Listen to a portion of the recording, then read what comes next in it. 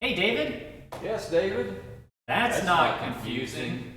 You know, I love serving Cheatham Memorial here in Edgewood, but transferring conferences from California here in Texas and rural East Texas, there's just not much to do around here. I know what you mean.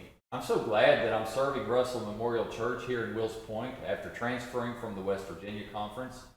And I've noticed the same thing. In fact, my daughter in high school talks about how there is nothing much for a person her age to do around here. Unless you want to drive 45 minutes. Most teens don't have cars. You know, it seems like we've got a lot in common. I mean, we're both named David, And we've both moved our ordinations from other conferences. and we both have recognized that there's not much for our teens to do in the area. But get themselves in trouble. You know, it's ironic that two Davids who are ordained 2,600 miles apart would end up serving churches only 6 miles apart. You know, that gives me an idea. I mean, would it be funny if we were to swap pastorates on April Fools as a joke? David and David swapping places? I've got a question that's been on my mind. Didn't you say that you were looking to hire a part-time youth pastor? Yeah, you know, now that we're past the COVID crisis, our board has decided to hire a part-time youth worker to try and reach the youth in Edgewood that, of course, don't have much to do around here. I'm getting ready to try to find someone myself. Our youth pastor just retired. What kind of position are you thinking about? You know, our budget's only going to allow us to hire someone that's very part-time.